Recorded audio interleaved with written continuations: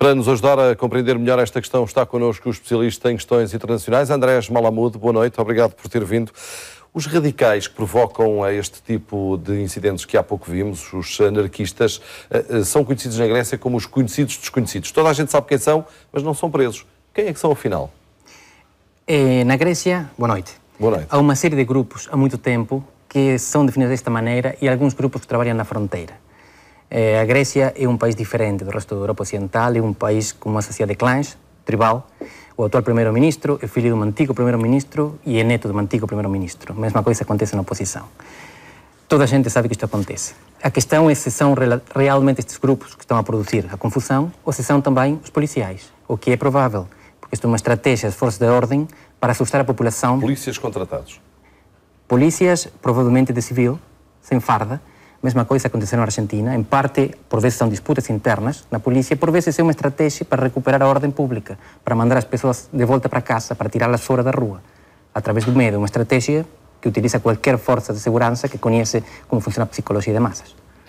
O Andrés viveu de perto a situação na Argentina. Que semelhanças é que encontra entre o problema grego que agora estamos a viver e o problema na Argentina que levou o país a uma situação extremamente difícil? É igual, exatamente igual.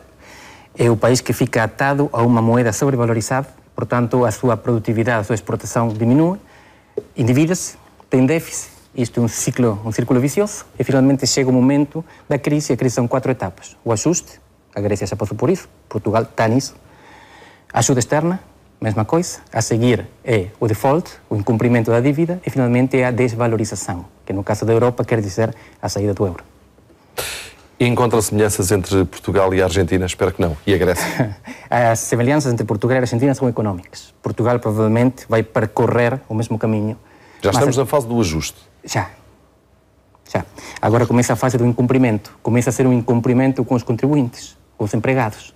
Este imposto sobre os salários, este imposto sobre o subsídio de férias ou de Natal, tem a ver com isso. Não cumprir contratos que estavam feitos com os empregados, com os contribuintes. Isto vai avançar, vai continuar assim. Mas Portugal está em melhores condições do que estava a Argentina e do que está a Grécia, de facto.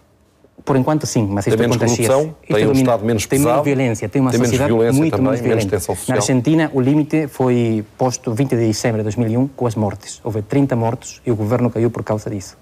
A situação económica era insustentável, mas na rua as pessoas revoltaram-se, a maioria são pacíficos. Mas a maioria não interessa, as minorias que matam. O governo que tem que responder. E aí é onde nenhum governo aguenta.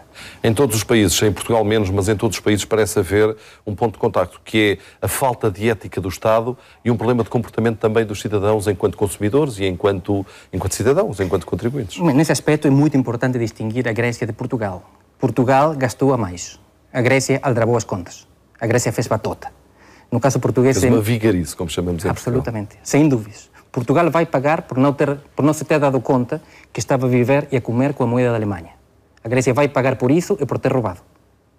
Infelizmente, Portugal vai pagar tanto quanto a Grécia, possivelmente com menos violência social. Mas a consequência económica vai ser praticamente a mesma.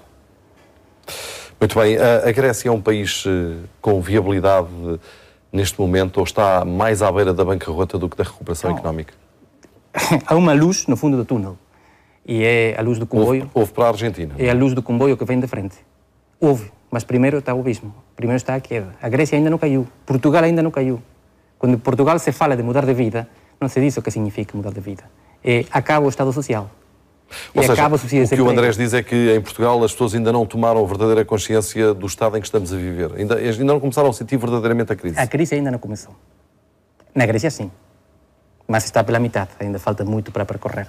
Mas a questão é esta, é importante. Na Europa houve 2 guerras mundiais e um holocausto. O que lá vem vai ser muito mau, mas nunca será tão mau como isso. E como a Argentina mostra, há uma saída. Mas como é que a Argentina deu a volta, Andrés? Quais são os conselhos que deixa a países como Portugal e a Grécia? A questão é preciso produzir para exportar. Com o euro não se pode. O euro é a moeda da Alemanha, a competitividade e a produtividade alemã são diferentes da Grécia e de Portugal. A questão é como se sai do euro e como se volta. No caso de sucesso, o Dani Rodrik, não sou eu a dizê-lo, são grandes economistas, e não aqueles mais neoliberais. Devia ser ordenada a saída, mas há quem diga, e acho que há muita razão nisto, que não há saída ordenada do euro. Mas a Alemanha devia estar a pensar nisto, porque a Alemanha vai ser arrastada. Porque os bancos credores são deles. Em 20 segundos, a Argentina é hoje um país melhor do que era antes da crise? A Argentina está a crescer há 7 anos a 7% anual. mas a Argentina vende para a China.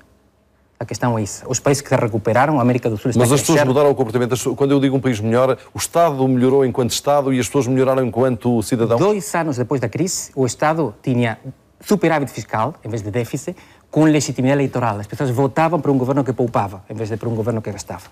Mas 2 anos duríssimos, sem moeda, com troca, porque as pessoas não tinham dinheiro para comer. Obrigado, Andrés, por nos ajudar, aliás, a compreender este fenómeno que está a acontecer na Europa, paralelo